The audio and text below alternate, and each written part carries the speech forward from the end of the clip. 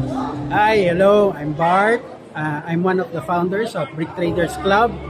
We're here now at BrickCon 2025, and this is the second here in Ayala Mall Circuit, and we're hoping to get more people involved with Lego, discover that there are a lot of opportunities like building, like having competitions, and buying from different merchants of Lego products, which you can buy minifigs, sets, or even parts. So, hoping to see you next year. Thank you. Pero parang nabasa ko sa Facebook page niya, this is not sponsored or Lego? This is not sponsored because usually Lego only has official, with the distributor, tapos sila. So medyo official lang yung hindi kayo pwedeng maging parang you can invite them. Medyo rare yung kahit sa ibang bansa, medyo rare na si Lego involved dun sa parang fun event. Nakita ko kanina parang may mga builders kayo, no? Yeah. Is this a part of a community? Ganun ba? Yes, BTC community po yung club namin, yung Facebook group.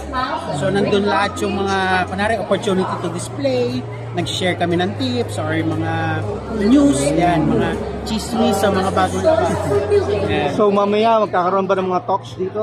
I think the talk is scheduled, I think later, ito bukas, meron kaming Master Builder Awards. And then sa mga exhibitors, meron ba mga tip kayo, sir, kung ano ba maganda? Kanina nakabili na ako eh. Actually, ang tip lang po is just find things na gusto mo lang. Huwag mong intindihin yung ibang tao. Actually, it will come na yung merong mag-appreciate. Okay lang yun. Ang importante kung sa kasi masaya. So, both young and old? Yeah, oo. Actually, we have members na sobrang parang matanda na sila na discover yung Lego. Galing pa sa anak nila. So, alam mo yun, na-enjoy nila kasi parang motor skills sila, active sila. So, ganun din, pag bata naman, ang bilis din ng, alam mo yun, ng natututo sa creativity.